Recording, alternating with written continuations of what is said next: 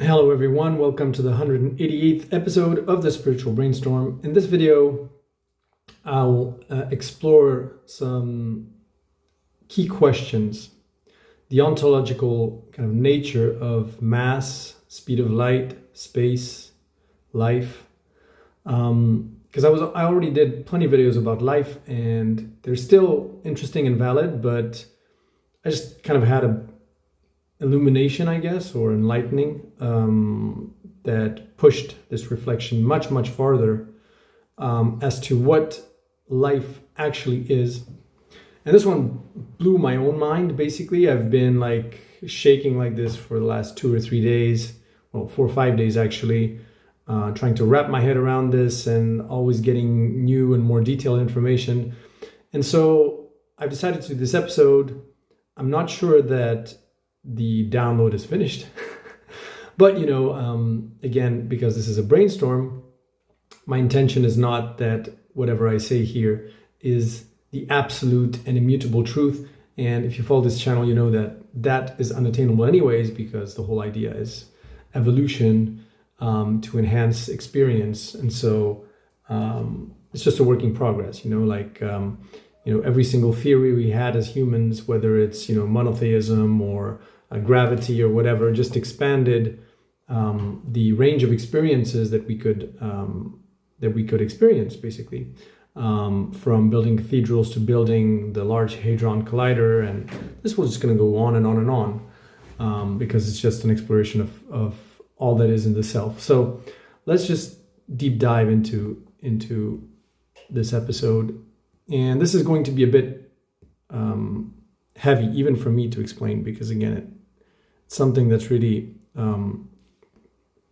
quite complex. So the first thing is, if you go back to the episode, what is it, 177 on why there is something rather than nothing, and the whole idea that everything is mind, and all of those ideas that consciousness is fundamental, that is a good place to start. So if you haven't watched that video, I encourage you to go and watch it first, because that's like the kind of fundamental ontological basis for, existence. What is that something? The fact that everything is just a discrepancy in intensity of existence and focused attention. What is energy? What are vibrations? But here, this episode is more about how you get form, or the appearance of an external reality, out of pure thought vibrations in your mind, basically. And so the way we finished the last episode is, that episode 177, is that you get a kind of vibrations inside the mind of this being that are perfectly symmetrical, because obviously you can't create anything without creating its opposite. And those two cancel each other out. And at the same time, you get dissociation from this unitary state of being into a infinitely fragmented state of consciousness. And so you have unity, like infinite unity, like everything is just one, infinite fragmentation. Everything is dissociated into plenty of little tiny bits that think they're dissociated from the whole. And you have nothingness, or, kind of stillness, or where focused attention is spread uniformly and symmetrically across all of your mind. That is, when you close your eyes, there's nothing that catches your attention more than anything else. And infinite thought or vibrations, where you have all thoughts simultaneously in your mind, which is just, like having an agitated state of mind, basically. Whereas it's not calm. But this is formless still. It's not really, it's just playing with intensities of existence, of subjectively feeling that you exist more or less, or subjectively having the impression that some parts receive more attention versus other parts. And so when you close your eyes, if you pay more attention to one part of that blackness, it's as if that little nothingness suddenly becomes more prominent. And that's what creates, this discrepancy. And so imagine if one of these dissociated selves tried to identify with one of these patterns here, like one of these discrepancies, like feeling that he exists more or less. And so the example I give is, imagine you are in the middle of the ocean and you try to identify with one of the waves in the ocean, like trying to say, this is me,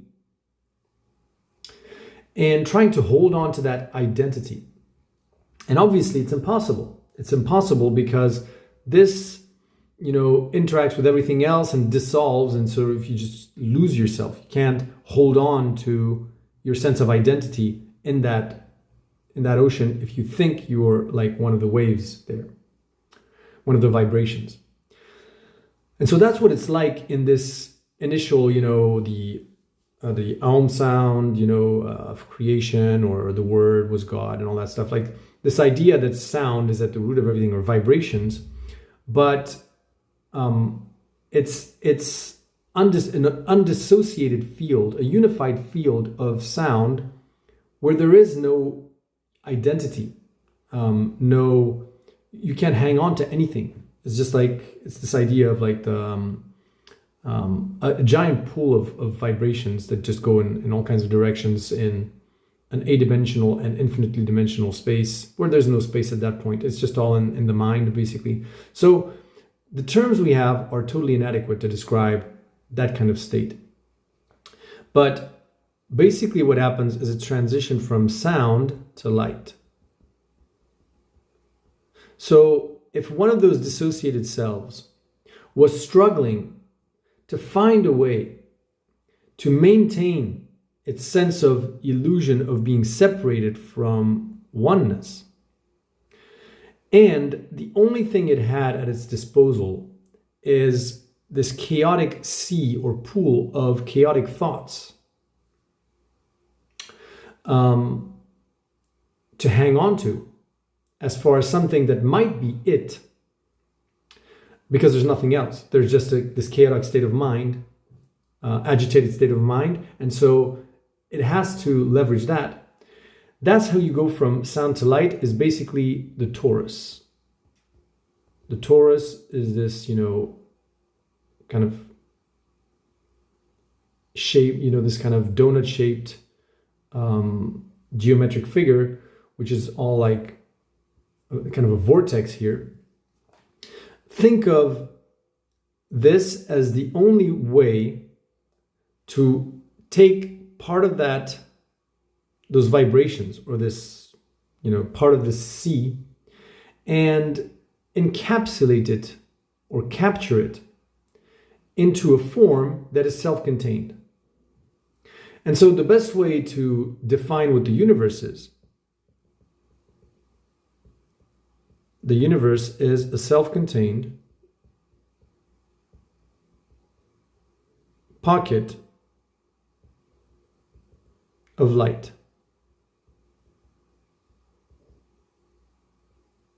Self-contained pocket of light.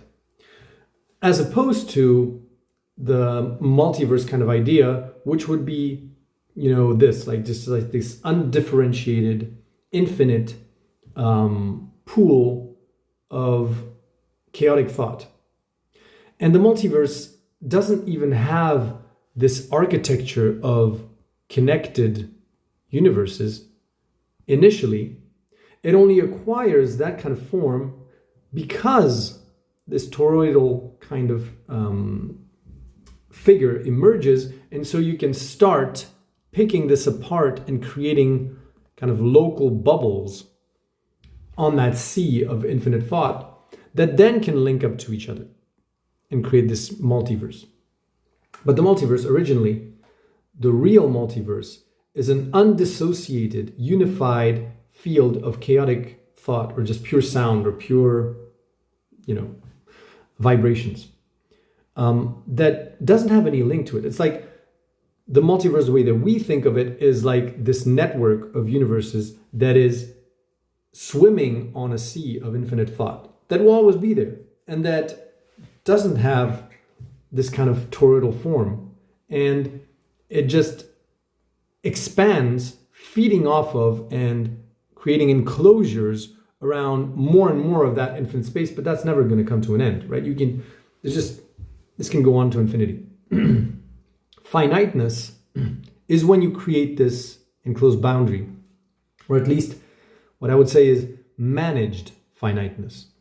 Managed in the sense that now you have a form that has a certain amount of vibratory information that is self-contained within it, but that could theoretically take on more information if it wanted to expand, feeding off of that infinite sea of infinite thought.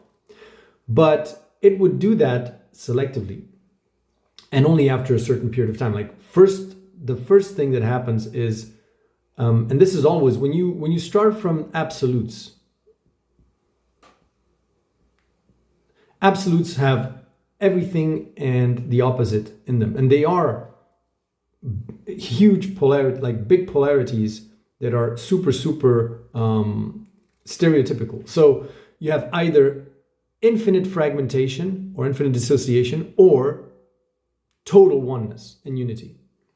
You have either nothing, as in total empty mind with no thoughts and nothing visible, or everything at the same time. Every single thought that can possibly exist, which then takes the form of something in particular, like a tree or whatever. Because you can express anything with, just like you can build anything in a virtual reality with a string of zeros and ones, binary code.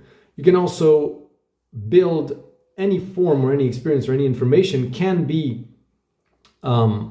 expressed through vibrations.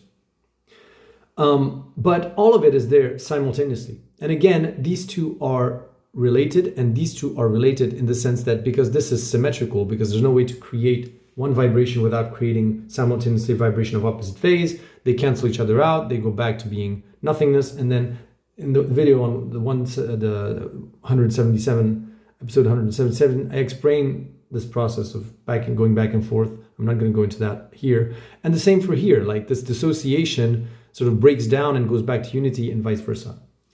And so once you create this toroidal figure, you're still in the absolutes. So you're still in absolute individuation, or you're self-enclosed. You really have no connection, or you have the illusion that you have no connection with anything. So you're again totally isolated. Whereas here, you're totally connected. Like in this situation, everything is connected to everything else. Like there's no break here. There's no boundary. And so from no boundary, you go to absolute boundary. A boundary that is so self-enclosed that it could have the impression of being completely disconnected from everything. So that's just like the introduction. Now you get the photon, or light. The photon, which to me takes on this toroidal kind of shape, or that's what it looks like. Now, let's go into a more ontological consideration of where does mass come from, where does space come from, where does speed come from. And here I would just say that this photon, that looks like this, with wrapped around information around it, it contains a number of potential alternate states. So remember that, because I'm going to use that very frequently. Alternate states. It has a number of potential alternate states within it, contained within it, that it could have. And there are two ways of thinking about these potential alternate states. Either this photon is 100% actualized, what I call actualized, meaning that its state at any moment is purely certain and sure. It can only be in one state. And that is what we express as, what we think of as the speed of light. That's what we observe from our dimension. That is the form that it takes from our dimension. That is, a photon at the speed of light, traveling at the speed of light, is in one state, its present state. It's fully actualized. Okay? So when you convert these potential alternate states, when you modulate it or you create a certain, it's like speed is just a method for actualizing its potential or between different potential alternate states. Meaning the photon doesn't know what state it should be in, but if it uses a method or a system for actualizing its state, then when it does so and is 100% actualized, then it takes the form, when you observe it as an observer in this reality, as the speed of light and as a photon traveling through space. But that's not what it really is. It's just a method for being in a 100% predictable or actualized state. That is, a photon at the speed of light can only be in one state, and it is the state that it's in at whatever time you're measuring it. It cannot be in any other state. And this is what's really interesting, is that when you have a photon that is launched at the speed of light, there is no space. And what space is ontologically then? So like the ontological foundation for my idea is this idea of potential alternate states. That is, once a photon once this dissociated self or consciousness hangs on to a part of these chaotic thoughts or state of mind and wraps those kind of vibrations around itself in a toroidal fashion, then it has gathered inside of it a certain amount of energy, attention, or thoughts, which then I express as potential alternate states. So that's the ontological foundation. And when these states are 100% actualized, that is when there's no hesitation around what actual state a photon is at any given point in time, that translates as the speed of light. And that's why the speed of light is what it is. It's based on the number of potential alternate states that are contained within the photon. So you could have like these two are related. And space is when the photon is 0% actualized. And when it can be in any potential alternate state, and it doesn't know which state it is in.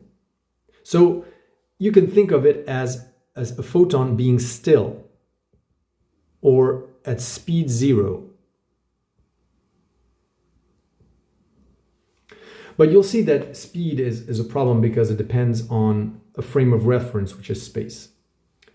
But what's interesting here is space not in the 3 or 4 dimensional space that we experience, but an infinite dimensional space. Why?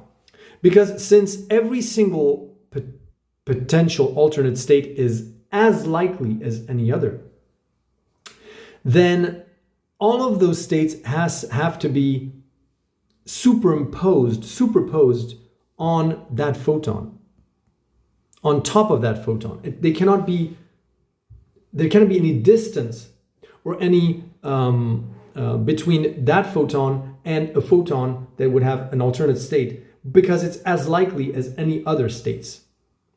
And so it's as if their space is wrapped around itself in an infinite number of dimensions which are superimposed on the same area. So here you could say that there's no space because space is arranged in a kind of one-dimensional thread that disappears instantly because the photon knows at every point which state it's supposed to be in. And here you could think of space as being wrapped up around a single little point, which is where the photon is, in where all of those states are superimposed on that one area, all bundled together. And what creates space from the way we perceive it, this, four-dimensional space, or three-dimensional space, I'm so bad at drawing, never mind, is when you are between 0% actualization and 100%. When you have something that is, for instance, traveling at 1/2 the speed of light, then space is a way of logically arranging potential alternate states based on their likelihood. That's what creates space, and that's what space is fundamentally. Which means, imagine if you have an atom traveling at a certain speed. There are many potential alternate states that it can have, but speed does actualize, or is a method for actualizing some alternate states, but not others. So there is, thanks to speed as a method, there's now a way to arrange logically which alternate states are more probable versus other states. So let's say that these states are one alternative, these states are another alternative, but they're less likely than these states. And as this atom moves closer to this space, then the probability, these probabilities move over here, and these probabilities move over here. I mean, you get the picture basically. Because it's not either 0% actualized and all states are just as likely as any other, and neither it is 100% actualized and there's no hesitation on the state, then there is a reason for mapping out logically through what we call space the likelihood, the distribution of the likelihood of potential alternate states based on their likelihood, basically. And so that's what space is made of. So the space around you as a human, what you observe, and I've already, I think, explained this in another video, it's also an interface for showing you alternate potential states for yourself. Like if you look at a door, or if you look at a chair, that chair represents an alternate potential state for your body that your body could assume. And so whatever is closer to you, spatially speaking, from your point of view as a human, just represents a potential alternate state that is more likely than something that looks far away from you. That is a potential state, alternate state for your body that is less likely. Something that is very far away from you is not going to affect you directly. Your state of being isn't going to be affected directly. And that's how time and space are connected, is space and time are a derivation of the same, or appear from that same arrangement of potential alternate states through those two dimensions of space and of time, and both of which play the same role, right? So you can see something that is far away, but if it's moving very fast towards you, then it has the potential to change your state very quickly. And the reason it can change, move, quote unquote, fast, is because you have time. So you have a speed of actualization, you could say. So space and time sort of unravel from this unequal distribution of potential alternate states, basically, or from methods that actualize potential alternate states in one way or another. And speed is the first one. Movement, motion is the very, very first one. And it's the most basic, the most basic. And this is just the very first thing. The second thing is, so that's, to talk about the speed of light, why the speed of light is what it is, and why it's fixed or a constant. It's linked directly to the number of potential alternate states that a photon can be in, expressed as speed in its 100% actualized state. And so you could think of, if a photon was at rest, completely at rest, then the space around it, but let's just assume that it would actualize, but super, super, super slowly, then it would create a space that is proportional to its potential alternate state, just like its speed is proportional to its potential alternate state. So that's a way that you can measure, what space a photon can occupy or creates around itself when it's at speed, quote unquote, zero, but very close to zero, not zero, because otherwise it would collapse space into these infinite wrapped dimensions around it, because then potential alternate states wouldn't be arranged around itself in a unified spatial dimension logically, because there would be no method for actualizing it, and so it would collapse everything. And if the speed of light actually was too fast, because the photon with the double slit experiment, you have the double slit experiment where the photon, creates an interference, and when you observe it, it only goes through one hole. And so the speed of light is not quite the limit.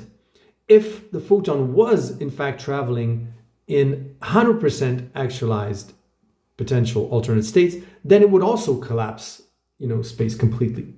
That is, there's just a tiny little amount of space that the photon creates around itself due to this tiny little hesitation that it has. Like it's kind of hesitating which slit is going to be in. So it has a tiny little margin for hesitation, not fully.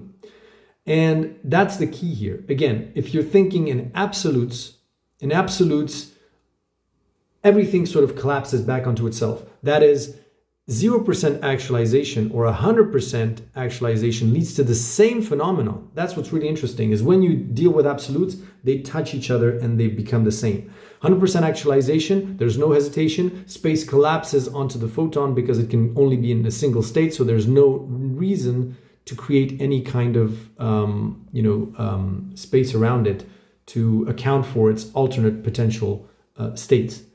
If there is 0% actualization, all of those potential alternate states don't need to be arranged in the spatial dimension to account for how likely it is that the photon would be in one state versus another, and all this collapses again back into nothing, like just this one photon. So, and then does it make a difference if the photon then travels at infinite speed or at zero speed?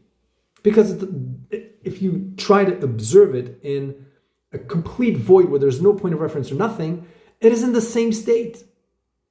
The reason you could observe it speeding relatively, having a speed or motion, is because there is space to observe that within, or a point of reference to observe that within. Now, the point of reference is a point that is super, super important that I'm going to discuss further on. Then there's so that was about speed. Now about mass. What is mass? So the photon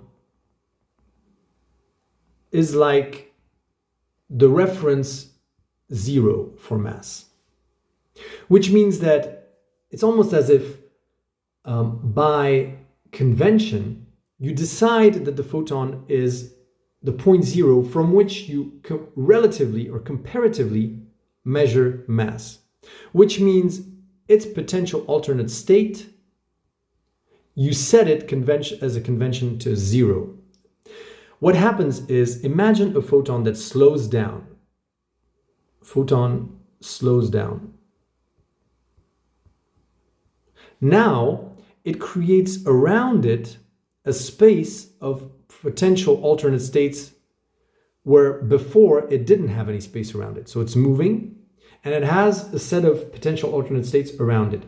Now imagine a second photon that sort of links up with the other one, that interacts with the other one at slower speeds. Now their potential alternate states around them, there are two spaces that they created because they need to, how should I say?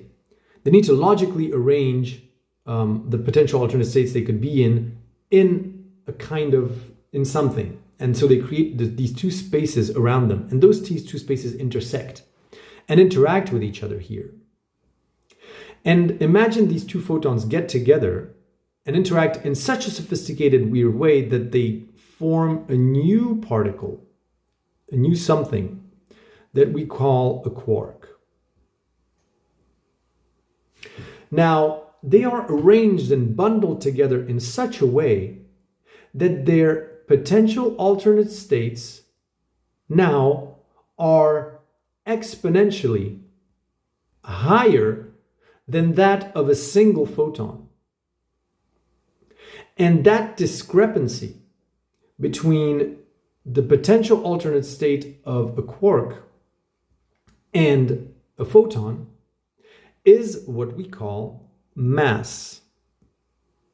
And the quark cannot travel at the speed of light because it is quote unquote heavier, but it also because it has a much higher potential alternate state, which cannot be translated into speed.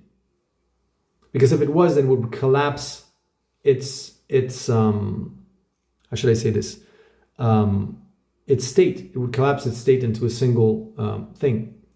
But that's not possible because it's almost as if the photon layer is the calculation layer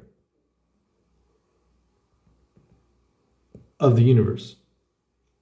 And so imagine now that you have this quark that is here and photons bounce off of it.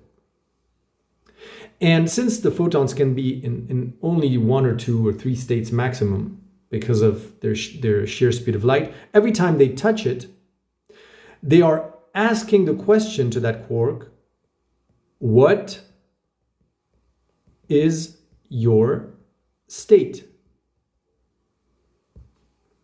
Because they're colliding with it and they're saying, hey, I need to be affected by your state. I need to reflect your state. Just like, when light bounces off the walls and stuff and gives you information about it's white, it's green, it's this.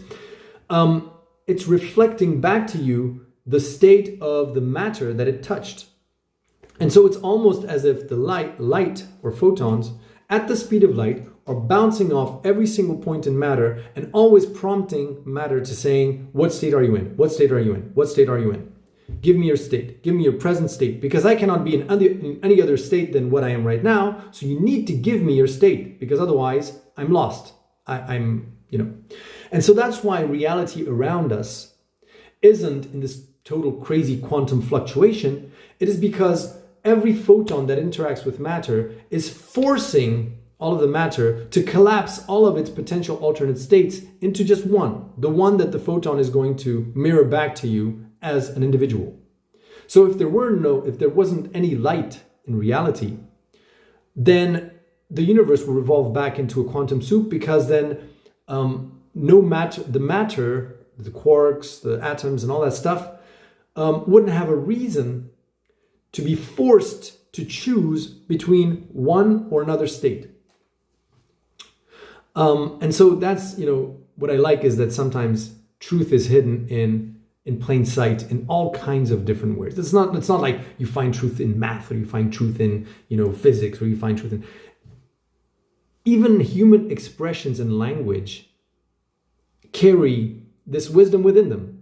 What do you say when you have something like a problem that you can't solve that is in all these potential alternate states and you don't know how to solve it? You say to shed light on a problem, to shed light. So, like illuminating something is to solve it, quote unquote, this kind of, fluctuation, crazy, potential, whatever. You shed light on it and bam, then suddenly it gives you this answer of this is what I am, right? So anyways,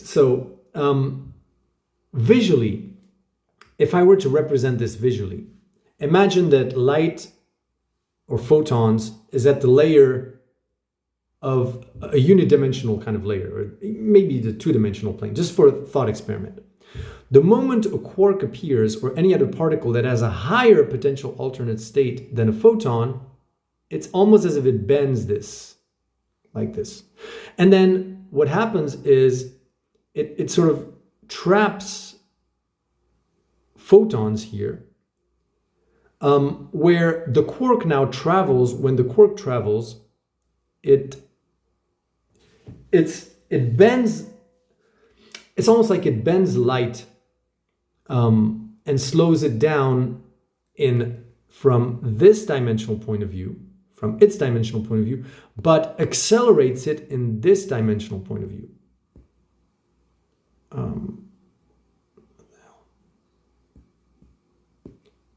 Right here. So, and again, I couldn't do a derivative or do math or geometry to save my life. So I'm receiving this information, and it's so hard for me to express because I'm not a mathematician, I'm not a physicist, I'm not any of these things. I just received this information because I'm open and receptive and have an open mind about things. So from the perspective of this dimension, if you were to measure a photon that travels along this plane, then this would be the speed of light speed. But now imagine if you observe it traveling along this plane, like this. This would appear as still the speed of light. But if you measure it from the flat one, then it looks like it's slowed down. Oops. Because part of its acceleration or speed is now bent or going downward in a downward slope, and you don't have access to that dimension because you're in it. You're kind of in it, and light is kind of this, how should I say, like consensus layer that we all are bathing in, and we are caving light now. We're bending light all the time. The light that we contain within ourselves, like this quark, but you can't measure that one. You don't have access to that one. You can only observe it with these very, very big cosmological objects like a black hole or something. And so what happens is so the first thing that's important is mass. What is mass? Where does it come from? How does it emerge? That's the fundamental ontological questions, is always, what is the origin of things? Whereas, people, they say, okay, space is a given, it just exists, it was always there, and mass is a given, it's a property of these particles that has always been there. I don't like that, because it doesn't tell you anything about the nature of what mass is, and that's why you can head into weird directions of trying to find particles that explain things and whatever. Whereas what I'm trying to do is to simplify things from an ontological perspective, so you don't require that many, given this being what it is, given this being what it is. You only require, try to drill down on the minimum amount of givens that you need to explain reality and what we experience. And potential alternate states is just one thing. It doesn't require a million different explanations. And the discrepancy between the potential alternate state of a photon and higher matter that is made up of photons within it, wrapped or arranged in a certain way that multiplies their potential alternate state. And that alternate state is like a denser part of space. Denser space. Which photons, when they hit it, or when they interact with it, they're slowed down because there's just that potential is so much bigger than what their potential is, that it requires, more computational kind of, speed, or some kind of thing like that. Like they can't account for or change their state in such a quick way to account for that denser part of space. So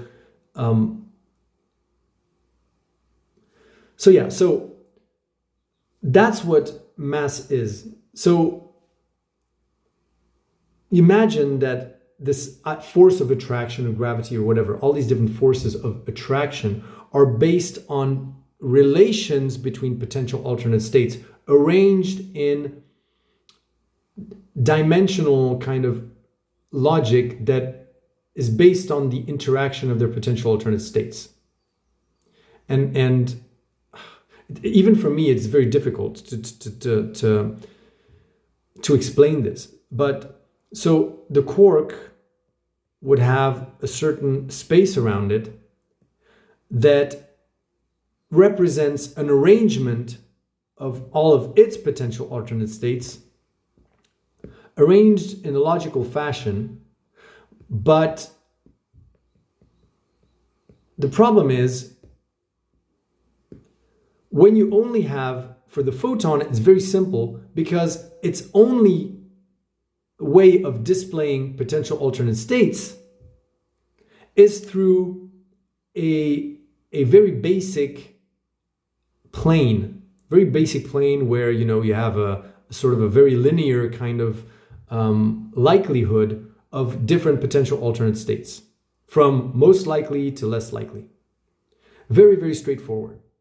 But as the particles get more and more complex, then space itself, the representation of their alternate states, and the logical proximity to what state they should be in, starts to become more and more complex and twisted and complicated. And that's what you get, when you have all these string theorists that are talking about these weird spaces that are bent and, mushed up and with each other, is that, to me, that's what they're talking about. It is that, these spaces become more and more complex, and they all have this kind of nested logic, like black holes that are nested one inside the other, falling into one another into the highest potential alternate state. Like the potential alternate state is basically like an attractor. You are attracted to the highest potential alternate state. Something that has the highest potential alternate state is what is the ultimate attractor. But why is this? And that goes back to the very first thing that I was explaining, is this, chaotic state of mind where all thoughts coexist with each other. That is the highest point potential alternate state, which, some would call God, for instance, And that's what all of creation or all of reality is sort of attracted to, like to become that which you already are, but through the gradual becoming of becoming the all, the process, which is like black holes nested one inside the other. And when we look at the micro, it doesn't seem so self-evident. But when you look at the macro, it's clear as day. Because if you look at, our view of depicting the solar system, we view it as like the sun is in the center, and then you have these planets that are orbiting the sun. And this nice kind of circular motion. But what's really happening is that you have the center of the galaxy, the sun, and the center of the galaxy is falling in some dimension that we don't really understand. The sun and all of the other stars are orbiting and falling into the center of the galaxy. And say this is our sun, and the planets themselves are falling into the sun. But because the sun is also falling, then they're not it looks like they're in a stationary orbit around the sun, but in fact they're just spiraling down into the sun. But because the sun itself is moving, then you have this impression or illusion that it's all static. But understand that the potential alternate state of the sun, given all of matter that is within it, is bigger than the potential alternate state of a planet. And the potential alternate state of the black hole at the center of the galaxy, in terms of what we call its mass, but what is really just a higher potential alternate state, is much higher than any of the stars that are in the galaxy, which is why the stars are, falling towards the center of the galaxy. And so that's what mass is, ultimately. Mass isn't like just resistance to acceleration or whatever. I mean, you can define it like that in our 3D reality just for convenience sake. But the ontological foundation or origin of mass, what is mass and how did it came to be, to me, is this the density of its potential alternate state, that appears as like space and denser space or whatever, and that traps other things into it. Like, it's just because it's denser, it traps layers of photons, but then quarks are also trapped themselves in subparticles, which are made up of quarks, which have an even denser potential alternate state, and so they are trapped inside this. And so you could think of, when we have the model of the atom, for instance, you have these nice little arrangements of like these protons and electrons or whatever, and it looks like it's static. Of course, we know that the electron is in motion around this, but the way that I would represent an atom is that the photons are falling into the quarks, which are falling into the subparticles, which are falling into the atom, the structure of the atom, which is falling into the molecule. And that gives the impression from our dimension, where we all look at reality through this base layer of photons that links everything together in this linear fashion, as this being a static matter, when in fact what it's doing is it's trapping all of these elements, like photons are trapped into quark, which are trapped into subparticles, which are trapped into the sort of gravity field, if you could say, or the denser space of potential alternate states of all of these structures, more and more. And if you take a snapshot of it, then it looks like, again, like the solar system where everything is like, inert, when in fact it is a sinkhole, just like the sinkhole of the planets that fall into the sun, that falls into the center of the galaxy, right? And that falls itself into something else. And what's beautiful about this, really beautiful, is life. Because now I'm going to redefine life in a way that really blew my own mind. So again, you have this photon that's traveling, and then suddenly it's being trapped by the quark, it penetrates into a denser potential alternate states space that is generated by the quark, and it slows down. It's being trapped in there, and it slows down some more because now it enters the layer of subparticles, and it slows down some more because now it's at a higher potential. It's like now molecules, which are even more complex and have even more potential alternate states available to them. And then what happens is it goes to zero. And that is life. Life is the moment where the photon penetrates a structure which has such a high potential alternate state that it freezes or captures permanently the photon inside of it. Now, this blew my mind because life, if you really think about it, is the only structure that is capable of, inside this plane of matter, like you have matter here, with like, imagine you're like in an ocean, It is the only structure that is capable of deciding arbitrarily that it's going to go in one direction or another. Like if you take a little droplet of water in that ocean, it is part of an undissociated, undifferentiated field, unified field of matter. And it cannot be thought of as something separate. It's just part of this one unified thing. And it's going to move depending on what the field does. So if there is something happening in the ocean here, eventually it will affect this droplet here, and that droplet cannot say, no, I don't want to be affected by this, and create like a virtual barrier around it, or decide that it's not going to follow the flow of the current. It can't. It doesn't have that possibility. And the reason why it's in this unified field is because its speed is not zero. The speed of the photons that it captures is not zero, so it's still part of this dynamic actualization process of speed and subjected to it, which is forcing it to actualize its potential alternate state in one way versus another, which is independent from its will.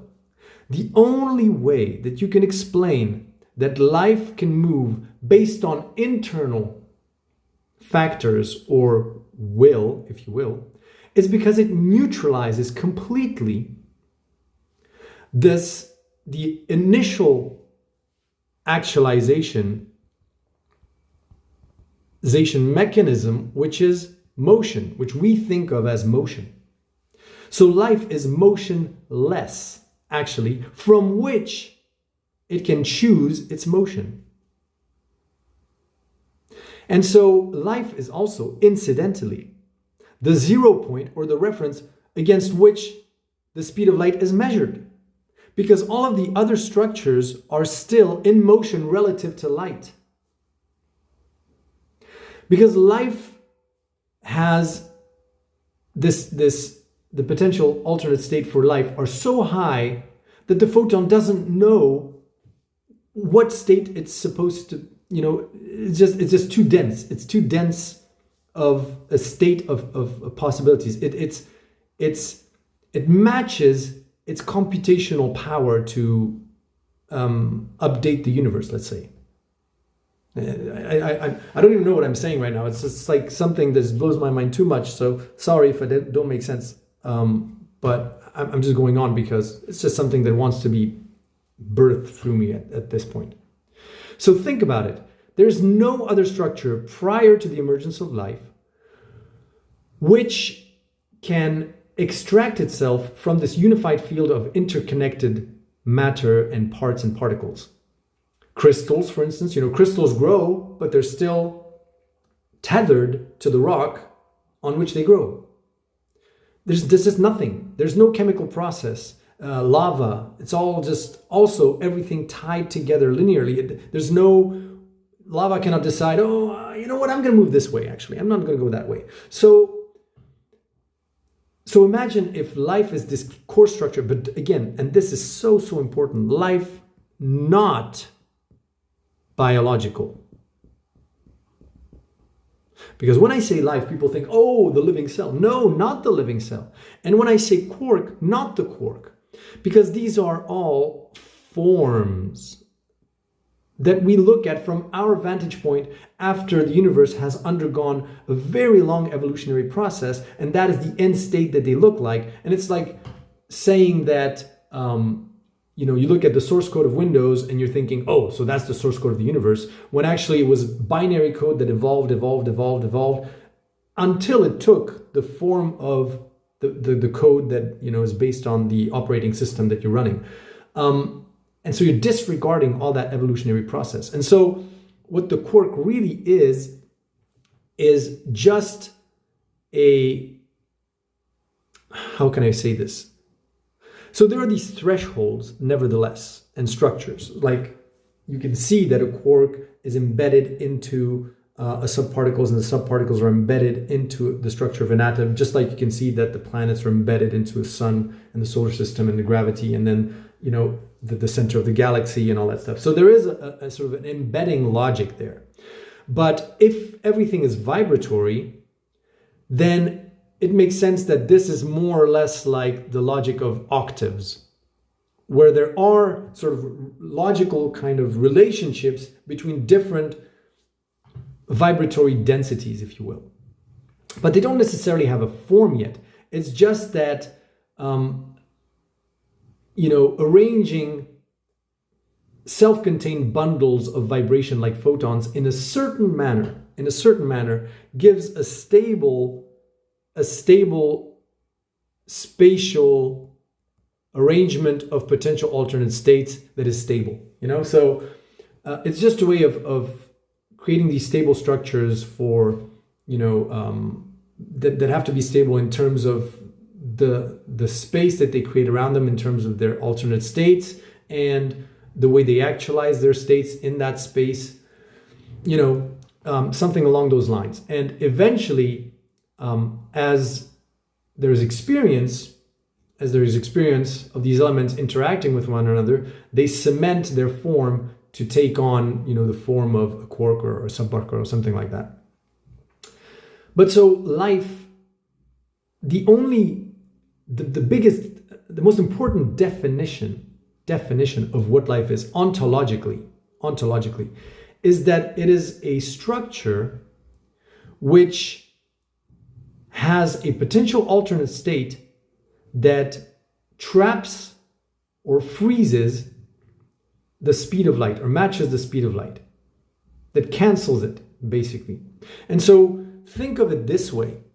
Think of the appearance of life as being the moment where a structure has an absolutely equal likelihood to be in all kinds of alternate states around it. And that is the most important definition for life. That is, life opens up all possibilities. And you can see that from the story of how life evolved from the beginning. Like how many different arrangements of or how many different potential alternate states can photons take from the moment that life appears. Infinite. And as a matter of fact, we think that the texture of the planets and the way that these different elements like atoms and all molecules and all that stuff combined to form these very intricate textures is something that happened before the emergence of life. But in my view, that's not at all what happens. It is that the universe evolves from the moment where life appears, and from a kind of a paradox where life is really at the center, at the real center. It's the moment where basically life is so dense in its potential alternate states as a form, not biological again. It's just a bundle of photons packed together in such a way that, in a structure such that it doesn't know what state it should be in. But now, so it's already a mindfuck. But now let's just go even deeper into the mindfuck. This was a logic where you go from the photon, or from zero, let's say, towards life. Now imagine a process where you do the reverse, where you go from infinity towards life.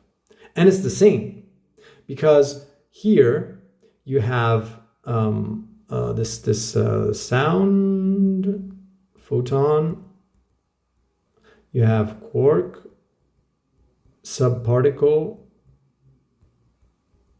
you have atom, molecule.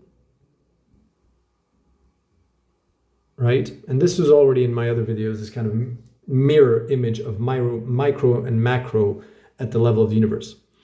So you have vibrations, light, quarks, subparticles, atoms, molecules. And those are like the fundamental kind of particles, and there's 6 of them. So there's six steps. As far as infinity, you have this kind of multiverse idea, universe, galactic clusters, galaxies, solar systems, and planets. And there's also 6. And each of these is related. The universe, galactic clusters, galaxies, solar systems, planets. Planets are basically unconscious chemistry, or made up of molecules. You could think of solar systems as just being like based on the atomic structure, because the suns of first generation are basically just a number of very simple atoms like hydrogen, lithium, helium. Galaxies is more like subparticles, but again, like it's not that. It's more like this: the macro and the micro and the macro are linked in terms of the density of the potential alternate states space structure that they create around them, let's say. So yeah, I mean, you can think of the universe as a giant pocket of self-contained light that then falls into this density, more and more dense structures like, the quark, the subparticle, the atom. So this is actually the logic in reverse. So here the photon is at max speed, and is slowed down by all of these structures as it descends towards life. And at life, the speed is 0 now. But here it's the reverse. It's here in infinity, in the center of the biggest black hole. We know that like black holes, no light escapes from black holes because they're so dense that they swallow up light, right? So you could say that the speed of light is infinity as it falls into the black hole. But if you take the black hole as the center of the point of reference, and you see that you measure the speed of light going towards the black hole, then its speed is 0. Its speed is infinite going into the black hole, going downwards, spiraling into the black hole, like this. Or the speed of light basically going into the black hole, but it's 0 measured against this plane where the photon would be advancing. So it also freezes or stops the speed of light, correct? So now, imagine the photon gathering speed as it escapes a black hole on the other side, you could say, on the other side of the black hole. So from here, let's say it goes in this direction rather than this direction, all right? And as it escapes, it goes through all of these structures, accelerating. That is, as it goes out of the universe, it accelerates a little bit. Out of the galaxy, it accelerates a little bit. Out of galactic clusters, it accelerates a little bit. Out of galaxies, it accelerates a little bit. Out of a solar system, it accelerates. Out of the planet, it accelerates. Because all of these structures have lesser and lesser potential alternate states and lesser effect on light. That is, the center of the galaxy, the black hole at the center of the galaxy, has a big influence on light that goes near it. Because it is a certain weight, a certain potential alternate state density. But the planets have very little effect on bending light. They don't slow it down as much. So you can think of light at the same time trapping itself into light and also escaping black holes and gathering speed until they reach what we observe as the speed of light again. So it's this dual mechanism of, on the one hand, you have these microstructures that trap light until they reach life, where all potential alternate states for that light are equally distributed everywhere, like the life is unlimited, infinite potential for alternate states. And at the same time, a gradual gathering of the speed of light, which becomes less and less determined and more again, more and more determined and more actualized as it goes towards life, descending from these huge these huge structures towards life. And this is the huge paradox, which is mind-blowing, is that at the same time life is saying from the inside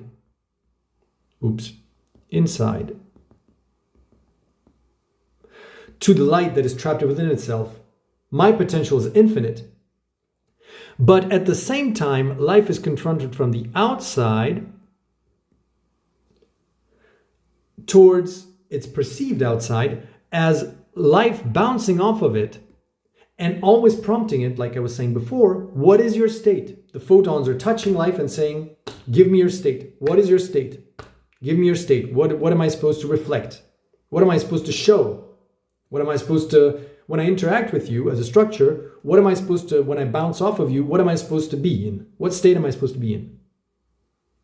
And so that's why life is so unique and crazy. It's because it is really at the center between 0 and infinity and reflects both aspects of those two polarities merged into one. And yeah, it's just crazy when you think about it. And so from that point onwards, you could think of the evolution of the universe and the multiplication of life, which is the only structure, again, that does this, to multiply. Like, for instance, cellular division, when the cells divide into multiple, as the way that life answers this kind of trap that it's in. It's at the same time, from the inside, infinite potential. It could be anything. It could take any form it wants. It could mold that light into any form that it wants. And at the same time, it's being asked by the light that interacts with it, give me your state. What is your state? And it says, I don't know. And the way that it answers is, you know what I'm going to do? I'm going to divide, which is basically a multiplication of the universe. It's like the universe creates copies of itself. To interact, these copies then interact one with each other to give themselves a reason to shift their alternate state in one way versus another. And also what's really interesting is that the macro mechanisms of the universe and the micro mechanisms of the universe are within life itself. They are internalized as well as externalized. Because those two, the micro is just a reflection of the macro, which 6 + 6 is 12, which is the musical notes on a musical scale. So it all very ties nicely into the fact that vibrations are still at the basic substrate of, reality, is like we're playing with music, but that takes the visual form of, the things that we see. That's what we're playing with still. It's just like the representation of reality that we have is just a more practical way of manipulating musical notes, if you think about it like this. But anyways, so it's at the center. Life is at the center squeezed in between the molecule and the planet, basically. And this one focal point, like smack in the middle. And so that's what life does, basically. And then the form that the universe takes, including all of this and all of this, is based on the interactions of life with itself, with infinite potential, with other infinite potential, and then saying, via this interaction, gradually cementing what we call the rules or the laws of physics and whatever. It's something that structures and organizes things. It's as if I give this image of the focus effect of a camera. When you focus on an image and it becomes sharper and sharper and sharper. Imagine if life is the mechanism that has this focus effect on the universe, on this huge pool of light that becomes more and more granular and more defined as life evolves. Because it by evolving, it structures its internal rules, and by structuring its internal rules, it structures the external rules as well by the same time, because they are a mirror of each other. And so dimensions also evolve from life onwards. And if you look at this, then the number of dimensions are kind of 6 here. But I wouldn't say the problem is with dimensions is that people think that they're spatial necessarily, based on space. But that's the big problem, is that before life appears, they are spatial. That is, they arrange themselves spatially because there is motion involved. And motion just becomes more and more complex to the point of, like, a photon is like straight motion, and then a quark maybe can do more subtle motions in space, which represents the more complex sort of spatial arrangement of potential alternate states that are surrounding it. And then subparticles can do even more crazy little motions in space, and then molecules then can do super weird motions in space for photons, bending light in a way that it spirals and changes states in ways that are completely mind-blowing, which take the form of chemical reactions, right? And that's what you see visually, but what happens actually is just light that is trapped into this crazy spatial dimension of alternate states mapped as motion that is slowed down to the point of creating this illusion that it's a molecule, right? But from the moment life appears, you transcend spatial dimensions. It's no longer spatial. And this brings me to the last thing that I want to discuss here. And if you didn't have your mind blown enough already, it is the idea of mass, MAS, which is multidimensional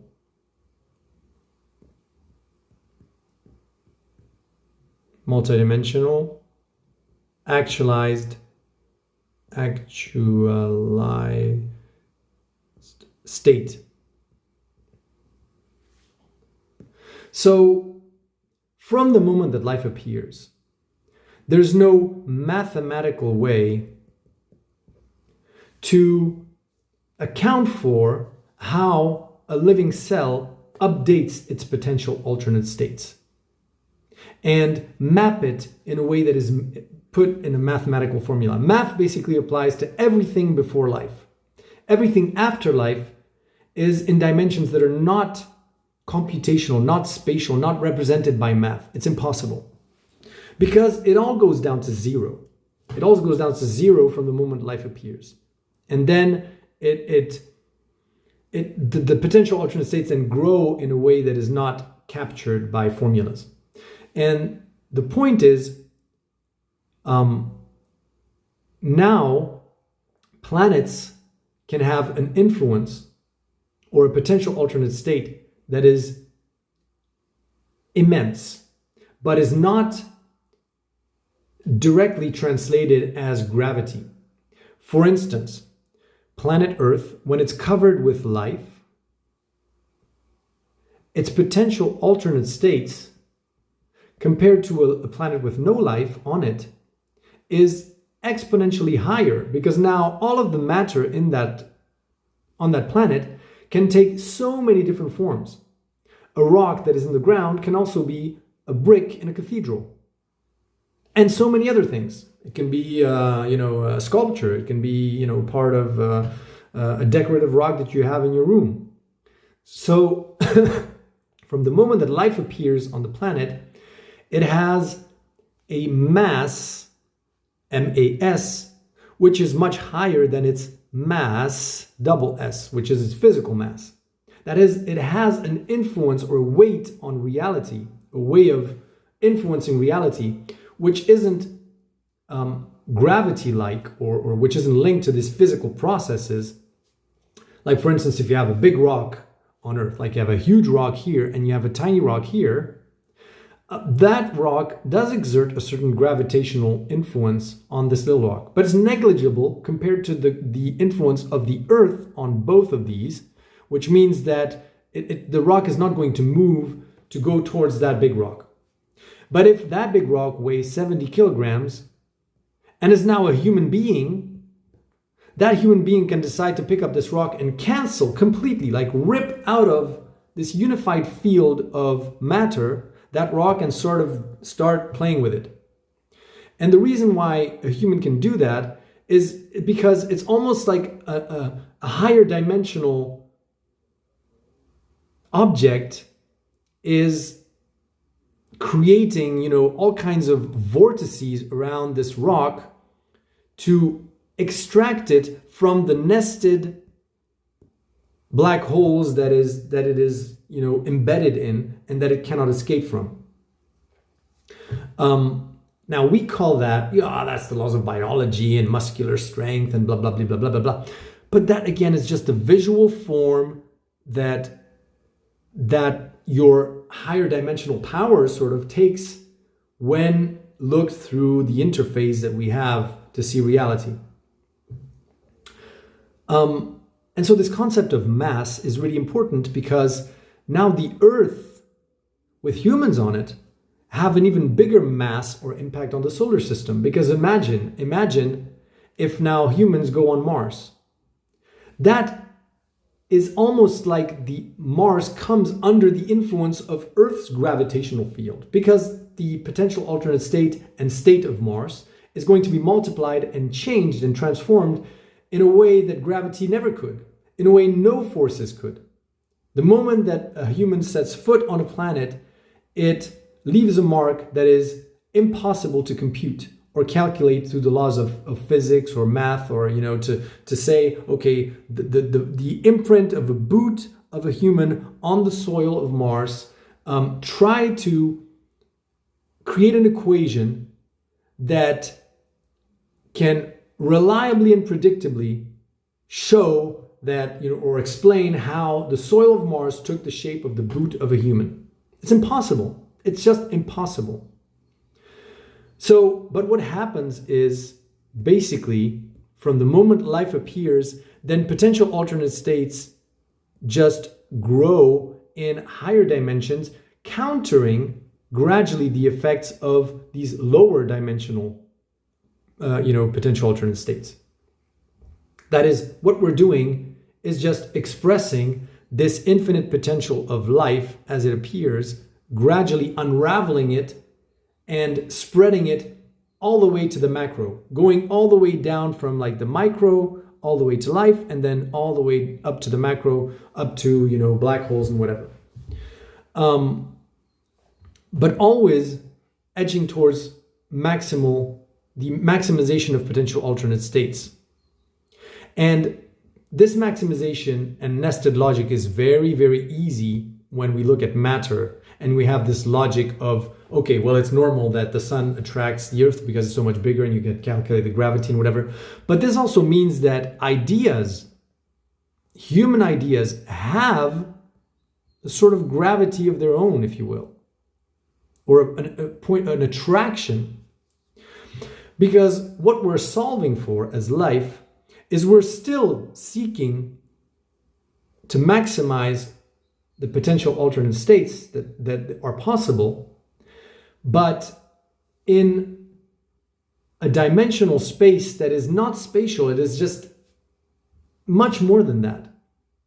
And we're solving through it in a nonlinear way, which means that a planet is falling into the sun, which is falling in the center of a galaxy. It's all very linear and very, the spiral and within a spiral within a spiral, right? But when human societies evolve and go from, tribes to, tribal chiefs to monarchy of divine right or democracy and all these different ideas, or from, pre-capitalist society, proto-capitalism and capitalism and whatever, all of these evolutions, if you look at their end effect, they have multiplied the potential alternate state that humanity can experience as a whole. But it's not a linear process. It is something that is very, very, very, very complex, and you cannot map it in a spatial kinds of dimensions that you can capture via math, like the interaction of democracy with monarchy, and how these ideas sort of clash together. But so again, if you look at all my other videos, we're also then falling into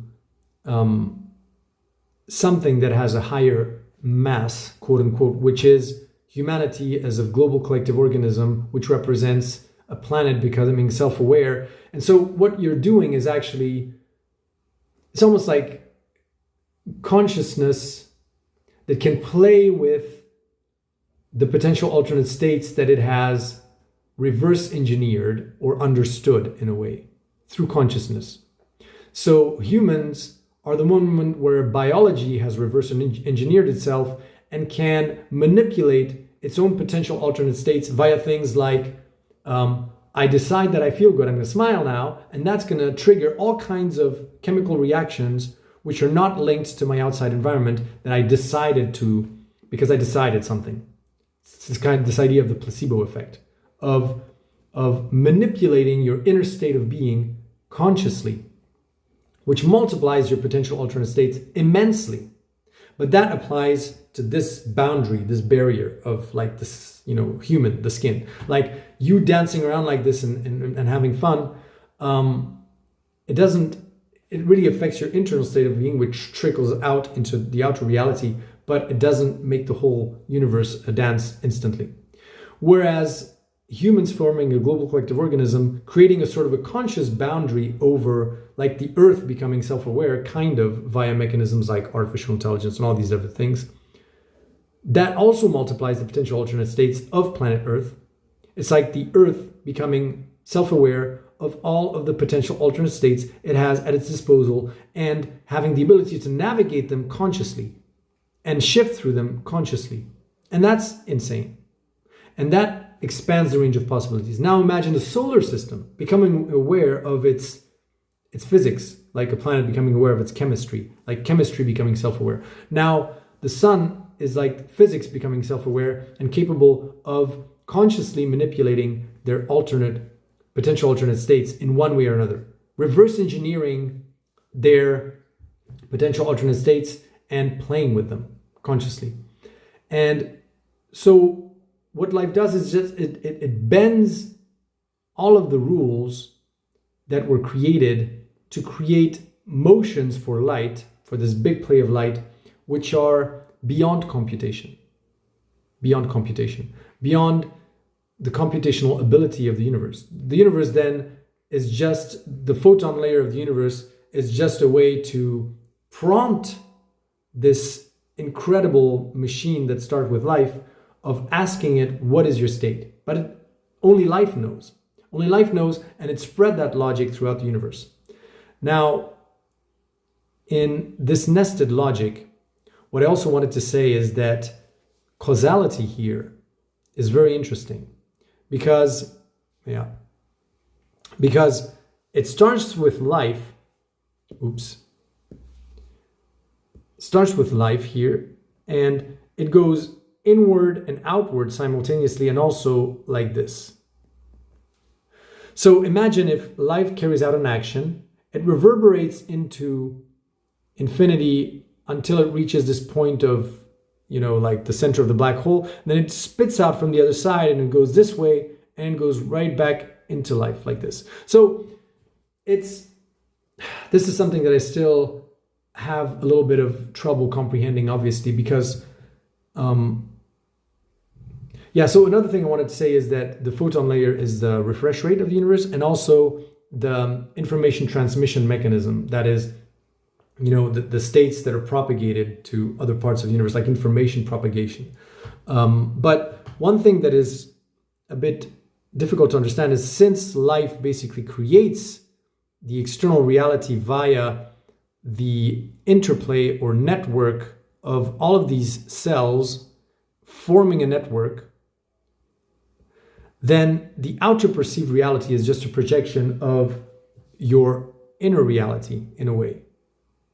And so it's almost like the planets are just a projection of the inner reality of the molecules that are inside the living cells. And the solar systems are just a projection of the atoms or the atomic structures that are within the living cells. And so you create a virtual outer interface to represent your internal way of functioning in order to reverse engineering it via experiencing it outside yourself. You get it? So how do you experience what you are as far as life? You create a big enough structure or network of yourself to create a being that is capable of having a reflexive view of what life is and looking inward and then reverse engineering life, which is what we're doing. We're basically doing, with transhumanism and whatever, we're basically transcending what life is. But then you do the same for every single thing. Like, how do you reverse engineer what you are as a molecule? Well, you grow consciousness to the point of a planet becoming self-aware, and the planet then, because it is self-aware, it sort of unravels all of the possibilities of chemistry plus biology combined together to manipulate itself and understand itself and look at, like, it's almost like chemistry looking at itself through that process of consciousness growing. And what I meant to say is, like, you do good on the outside, and then it comes back to you via this kind of loop of, it's almost like it comes simultaneously from within and from without, meeting at the barrier of your skin, which is the instant of the now moment. But that now moment is something that, well, I'll have to do another video on this. It's just causality is not something that comes from outside inside. It just doesn't work that way. It cannot work that way because there's just no substrate for it to be grounded upon. Like, if it comes from the outside towards the inside, what is the point of origin of that causality on the outside? And also, what does it imprint itself on inside? Like, an external event imprints on your cells, which imprints on the molecules that your cells are inside your cells, on the atoms, on the subparticles, on the photon, and then what? On nothingness? No. So, these events, they have to emerge from nothingness going towards your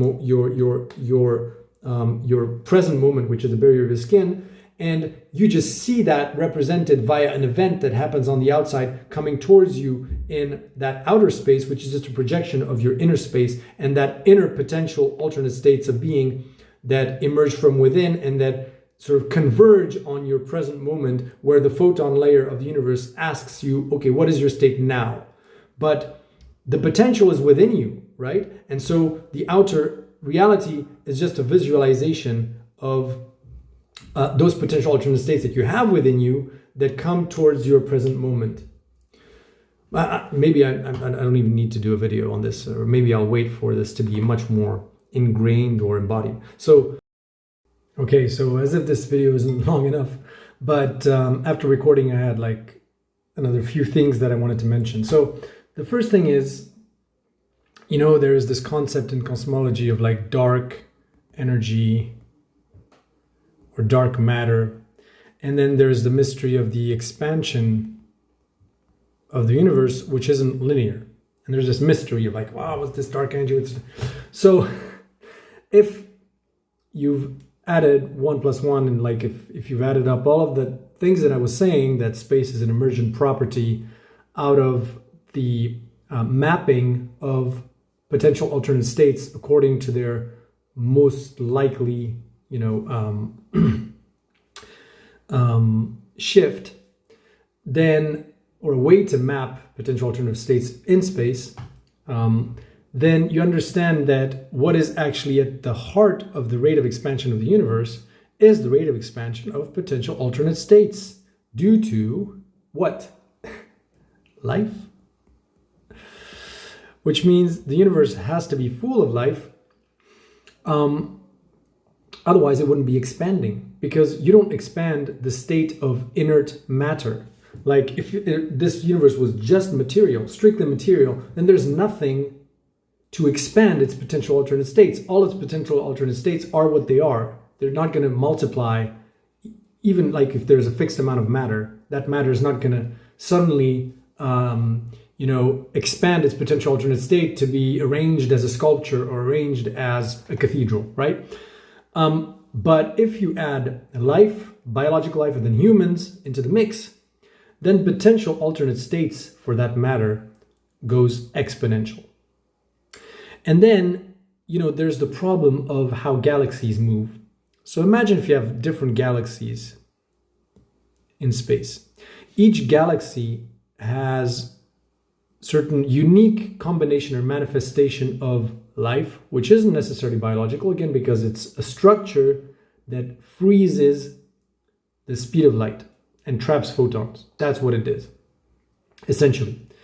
And each manifestation of life also has a potential alternate state expansion associated to it, which expands the space that surrounds the galaxies because they are affected by whatever expansion of possibilities life brings to the matter within that galaxy.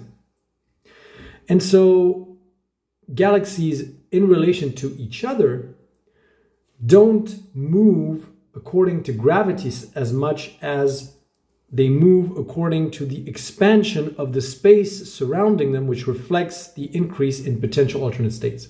So take our galaxy. And we just only play a minimal role because I don't think we're the only life in our galaxy, but let's assume that we are, just for simplicity's sake.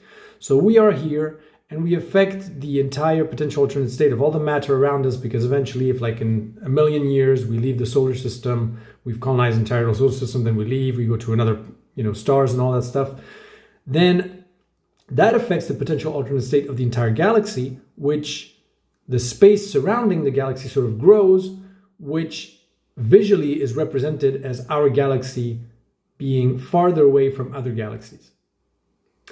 But that also means that this rate isn't indeed linear, because imagine if humanity decides stupidly to go for a nuclear war and then there's only a handful of humans left on Earth. Well, the potential alternate states of the planet now shrink because of the lesser humans that there are and the less effect they have on matter and the alternate states of matter on the planet, which would mean that the rate of expansion would then slow. But then imagine now that we have a super big breakthrough in science that allows us to travel, at tremendous speeds, infinite energy, nuclear fusion, something, which expands the possibilities of humanity, then the rate of expansion would be going up, right? So that's the first thing I wanted to add. The second thing is just this model where I was saying that life is this sinkhole into which, photons fall. So, like imagine photons here, they slow down, they create a space, which is a cloud of potential alternate states that they could have because now their speed has been converted into potential alternate states, whereas before they had only one possible state. And eventually their interactions lead to the emergence of a stable structure, which is like the quark. And then there's several intermediary structures like this where light slows down to the point of becoming zero, and that's life. But then, this is the thing. Light stops from one point of view if you look at it from this plane, but light is accelerated at the speed of light in this direction. So it's almost as life makes light fall through it at the speed of light. And then what happens is that light is actually spitted out of white holes, you could say, back into the universe, and then goes through all of these macro structures, accelerating as it goes through, it's like it comes out of this other funnel, which is universe, then galactic clusters, then galaxies, then solar system, then planet, and hits life again. So it's the same light, actually. So you trap light as life, and then that same light comes back to you via these white holes, via a perceived external reality that, quote unquote, enlightens you. I love this. Enlightens you. So you're enlightened by your own light, which is the outer aspect of reality is just this in reverse. this process in reverse, where light accelerates until it hits you. And so at the same time, you're telling light from the inside, you are infinite potential. And then from the outside, life tells you, yeah, but what are you? What state? Give me your state. And that's your own light. It's just it's gone through this wormhole or portal that is at the center of life. It's like if life itself was like the ultimate black hole that sucks in all of light. And then that light sort of comes around like in this torus fashion, like life is at the center, and then that light is squeezed into it, and then it just goes back and touches light in another kind of via this kind of circular way. So it's that same light. It's that same light that is going in circles, basically, like doing an 8-figure, basically an infinity sign, where it goes into you and then goes back into affecting your internal state, and that goes back into your outer state. And so it's a nice little loop here like this, where it's almost as if the entire universe there were spotlights all around the boundaries of the universe, where photons go there and interrogate matter, or life actually for that matter, of what it is, as at the same time as this light is sucked into life and is static inside of life, and there's this interplay between the two. So yeah, I'm going to stop here. And all of this obviously is not yet completely fully integrated and understood. It's just new information that I've kind of stumbled upon in my own mind. But hopefully it'll be interesting, and you'll find something worth of, that'll teach you something basically about the universe and all that stuff. So yeah, sorry for the length video. It's a mindfuck for me for the moment. I'm really struggling with trying to integrate all this information. As you can see, it's a lot to take in. I hope you found it interesting. Don't forget to like, comment, share, subscribe, and see you in the next video. Bye, guys.